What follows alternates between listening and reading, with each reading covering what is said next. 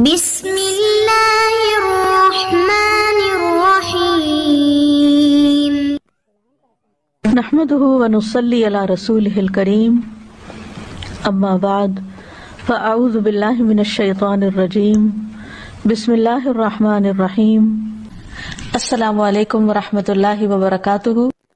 عیسیٰ علیہ السلام کی مثال ہمارے سامنے ہے کہ کس طرح انہوں نے فرعونیوں سے نجات کے لیے دعا مانگی اور کہا رب ابن لی عندک بیتا فی الجنہ ونجنی من فرعون وعملہ ونجنی من القوم الظالمین۔ اے میرے رب، میرے لیے اپنے پاس جنت میں ایک گھر بنا دے اور مجھے فرعون سے اور اس کے عمل سے نجات دے اور مجھے ظالم قوم سے نجات دے۔ تو کیا ہوا؟ اللہ تعالیٰ نے ان کی دعا قبول کر لی۔ ابو ہریرہ کہتے ہیں کہ فرعون نے اپنی بیوی کے دونوں ہاتھوں اور دونوں پاؤں کے لیے 4 میخیں گاڑی، یعنی جیسے وصولی دیتے ہیں نا، تو ہر ہاتھ میں میخ گاڑی اور پاؤں میں بھی۔ جب وہ فرعونی ان سے جدا ہوتے تو فرشتے ان پہ سایہ کر لیتے۔ اس وقت انہوں نے یہ دعا کی تو اللہ تعالیٰ نے جنت میں ان کے گھر سے پردہ ہٹا کر ان کو گھر دکھا دیا کہ گھر بن چکا ہے تمہارا، اس صبر کی بدولت جو انہوں نے اس تکلیف پر کیا اور اپنے ایمان کو بچایا۔ سارہ علیہ السلام نے کس طرح اس ظالم بادشاہ کے مقابلے میں مدد طلب کی۔ آپ جانتے ہیں کہ ابراہیم علیہ السلام نے سارہ کے ساتھ ہجرت کی تھی اور انہیں لے کر ایک شہر میں پہنچے۔ جو اس کا بادشاہ تھا وہ بہت ظالم تھا، اور جب اسے پتہ چلتا کہ کوئی مسافر ایسا ہے جس کے ساتھ بہت خوبصورت عورت ہے تو وہ اس سے زبردستی چھین لیتا تھا۔ اسے پتا چلا کہ ابراہیم علیہ السلام اپنے ساتھ ایک ایسی عورت کو لائے ہیں جو عورتوں میں سب سے زیادہ خوبصورت ہے، تو انہوں نے ابراہیم علیہ السلام کو پیغام بھیجا کہ یہ تمہارے ساتھ کون ہے؟ تو انہوں نے کہا کہ یہ میری بہن ہے۔ پھر سارہ کے پاس گئے تو انہوں نے کہا میری بات کو جھٹلانا نہیں، کیونکہ میں نے ان کو بتایا کہ تم میری بہن ہو۔ اللہ کی قسم، اس سرزمین میں میرے اور تمہارے علاوہ دوسرا کوئی مومن نہیں، یعنی ہم ایمان میں بہن بھائی ہیں۔ تو انہوں نے پھر سارہ کو اس ظالم کے پاس بھیج دیا۔ بادشاہ سارہ کی طرف بڑھنے لگا تو یعنی حضرت سارہ نے اٹھ کر وضو کیا، نماز پڑھنے لگی اور یہ دعا کی، اللہم ان کنت آمنت بک وبرسولک واحسنت فرجی الا علی زوجی فلا تسلط علی الکافر۔ اے اللہ، اگر میں تجھ پر اور تیرے رسول پر ایمان لائی ہوں اور میں نے اپنی شرمگاہ کو اپنے شوہر کے سوا محفوظ رکھا ہے تو اس کافر کو میرے اوپر مسلط نہ ہونے دے۔ اس پر بادشاہ کا سانس گلے میں پھنس گیا اور گر کر ایڑیاں رگڑنے لگا، اور حضرت سارہ کو نجات مل گئی۔ نہ صرف ایک نجات ملی بلکہ ان کے ساتھ توفتاً حضرت ہاجر کو بھی ساتھ دیا گیا۔ خولہ بنت ثعلبہ کی مثال قرآن میں آپ کے سامنے ہے کہ کس طرح ان کے شوہر نے ان سے زہار کیا تو وہ پریشان ہو گئی اور نبی صلی اللہ علیہ وسلم کے پاس آئیں اور تکرار کرنے لگی کہ میرے مسئلے کا کوئی حل بتایا جائے۔ تو اس پر اللہ سبحانہ وتعالیٰ نے کیا آیات نازل کی، قد سمع اللہ قول التی تجادلک فی زوجها وتشتکی الی اللہ واللہ یسمع تحاورکما۔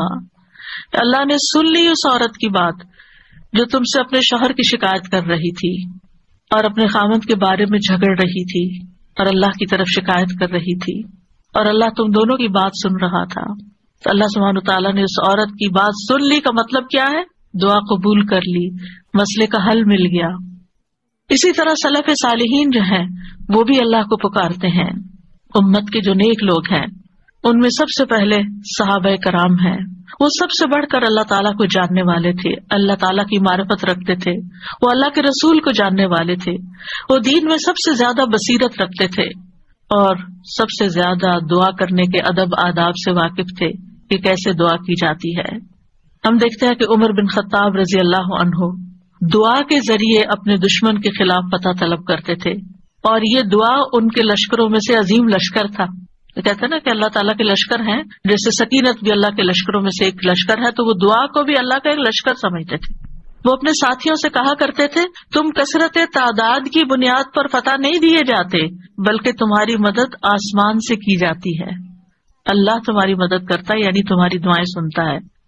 اسی طرح عبداللہ بن زبیر کے بارے میں آتا ہے، وہ کہتے ہیں کہ جمل کی جنگ کے موقع پر جب زبیر رضی اللہ عنہ کھڑے ہوئے تو مجھے بلایا، میں ان کے پہلو میں جا کر کھڑا ہو گیا، بیٹے ہیں ان کے۔ انہوں نے کہا، بیٹا آج کی لڑائی میں ظالم مارا جائے گا یا مظلوم؟ میں سمجھتا ہوں کہ آج میں مظلوم قتل کیا جاؤں گا، اور مجھے سب سے بڑی فکر اپنے قرضوں کی ہے۔ کیا تمہیں بھی کچھ اندازہ ہے کہ قرض ادا کرنے کے بعد ہمارا کچھ مال بچ سکے گا؟ پھر انہوں نے کہا، بیٹے ہمارا مال فروخت کر کے اس سے قرض ادا کر دینا۔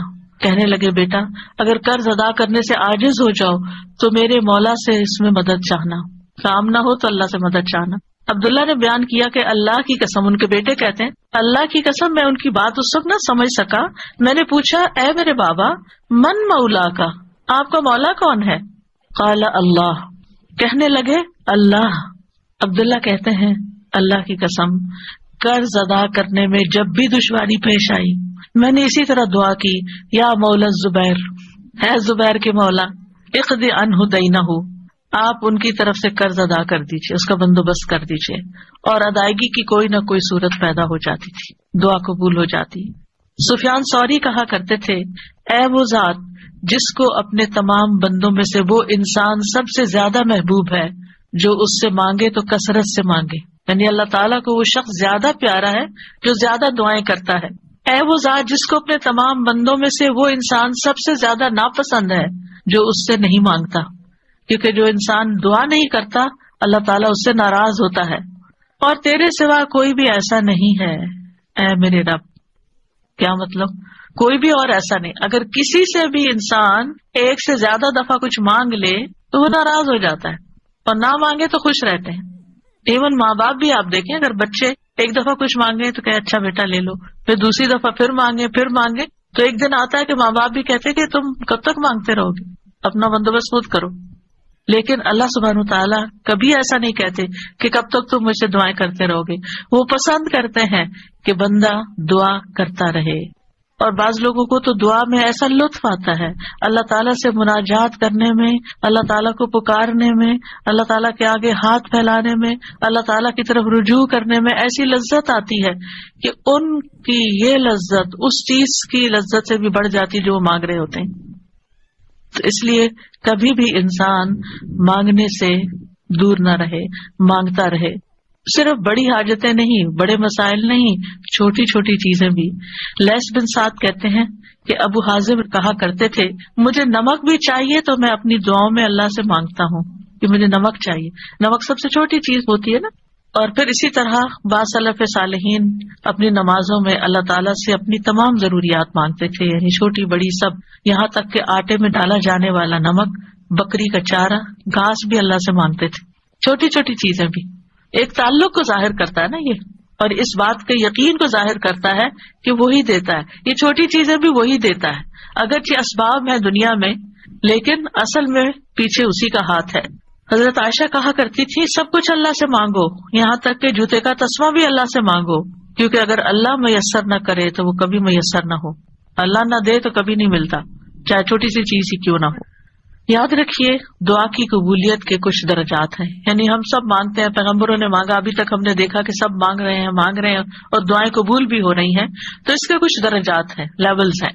رسول اللہ صلی اللہ علیہ وسلم نے فرمایا اگر کوئی شخص اللہ سے دعا کرتا ہے تو اس کی دعا ضرور قبول ہوتی ہے، تو اس کی دعا ضرور قبول ہو جاتی ہے، خواہ دنیا میں اسے وہ چیز دے دی جائے، یعنی جو مانگ رہا ہے وہ یہیں مل جائے، یا اس کے لیے آخرت میں ذخیرہ بنا دیا جائے، یا پھر اس دعا کے بقدر اس کے گناہوں کا کفارہ ادا ہو جاتا ہے، بشرطے کہ اس کی دعا کسی گناہ یا قطع رحمی کے لیے نہ ہو اور وہ جلدی نہ کرے۔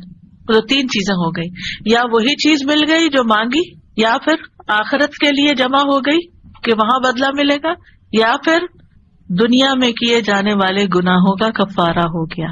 بعض اوقات انسان اللہ کی نافرمانی کے کچھ کام کر رہا ہوتا ہے، مثلا نماز کے لیے صبح وقت پہ نہ اٹھنا، کچھ لوگ روٹین میں ریگولرلی دیر سے فجر پڑھتے ہیں، رات کو دیر سے سوتے ہیں، صبح دیر سے اٹھتے ہیں، اگر ان کو سمجھایا جائے تو وہ کہتے ہیں ہم پڑھ تو لیتے ہیں نا، جب اٹھتے ہیں پڑھ لیتے ہیں۔ بھائی کبھی کبھار تو ایسا ہو جائے، لیکن روز کا یہ اگر کام ہو جائے تو یہ کوئی معمولی چیز ہے؟ یہ اللہ کی نافرمانی ہے۔ اور ایسی اور بھی چیزیں ہو سکتی ہیں زندگی میں جو ہم اللہ کے حکم کی نافرمانی کر رہے ہوتے ہیں۔ آپ کو یاد ہوگا کہ جب میں نے رمضان کا لیکچر دیا تو اس میں سب سے پہلے یا ایھا الذین آمنوا پہ بات ہوئی تھی، یا ایھا الذین آمنوا، اے لوگو جو ایمان لائے، تم پہ روزے فرض کر دیے، یعنی روزے رکھو۔ اور کتنے ہی اللہ تعالیٰ کے احکامات ایسے ہیں جو اللہ تعالیٰ مومنوں سے ان کو فلفل کرنے کے لیے کہتا ہے، لیکن کیا ہم وہ سارے فلفل کر رہے ہیں؟ اگر ہماری کوئی بات نہ مانے تو ہم کتنے ناراض ہوتے ہیں، کوئی بچہ ہماری بات نہ سنے، مثلا شور کر رہا ہے، ہم کہتے چپ ہو جاؤ، نہیں چپ ہوتا، پھر آپ کہتے دیکھو چپ ہو جاؤ، شور نہیں کرو، دیکھو بھائی کو نہیں مارو، 1 دفعہ 2 دفعہ 3 دفعہ، پھر اٹھ کے کیا کرتے ہیں؟ پھر لگانی پڑتی ہے نا. کیوں لگانی پڑتی؟ تاکہ فساد ختم ہو، لڑائی ختم ہو. ویسے نہیں وہ مان رہا، ہمارا بھی یہی حال ہے. اللہ تعالیٰ ہمیں ڈھیل دیے رکھتے ہیں، یہ غلط کام نہیں کرو نہیں کرو نہیں کرو، مختلف چانسز ملتے رہتے ہیں، نہیں چھوڑتے.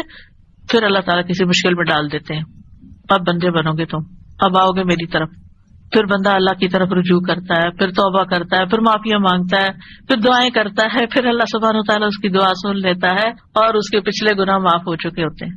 جب تک دعائیں کرتا رہتا ہے، وہ عبادت کی حالت میں ہوتا ہے نا، تو اس عبادت سے ان الحسنات یذہبن السیئات، گناہ جب معاف ہو جاتے ہیں، بندہ نکھر کے ٹھیک ہو جاتا ہے، پھر اس کی دنیا کی مشکل آسان ہو جاتی ہے اور آخرت میں بھی اس کی صفائی ہو چکی ہوتی ہے، گناہ کم ہو چکے ہوتے ہیں. ہمیں سمجھ نہیں آ رہی ہوتی کہ یہ ہمارے ساتھ کیا ہو رہا ہے، ہماری دعا کیوں نہیں قبول ہو رہی، لیکن وہ قبول ہو رہی ہوتی ہے، وہ کہیں اور کام کر رہی ہے، وہ کسی اور طریقے سے قبول ہو رہی ہے، وہ گناہوں کی معافی کا ذریعہ بن رہی ہے. اسی لیے دعا کا ایک طریقہ کیا ہے؟ صرف استغفار کرنا. جیسے نوح علیہ السلام نے کہا تھا فَقُلْتُ اسْتَغْفِرُوا رَبَّكُمْ إِنَّهُ كَانَ غَفَّارًا يُرْسِلِ السَّمَاءَ عَلَيْكُمْ مِدْرَارًا. قحط سالی ہو گئی، بارشیں رک گئی، استغفار کرو، بارشیں برسنے لگیں گی. تمہارے گناہوں کی وجہ سے رکی تھی، توبہ کر لو، پھر حالات اچھے ہو جائیں گے. سارے مل کے توبہ کرو، پوری قوم توبہ کرے. اسی لیے وہ صلاۃ الاستسقاء پڑھی جاتی ہے، سب مل کے دعا کرتے ہیں اللہ تعالیٰ سے. تو نبی صلی اللہ علیہ وسلم نے فرمایا بشرطے کہ اس کی دعا کسی گناہ یا قطع رحمی کے لیے نہ ہو اور وہ جلدی نہ کرے.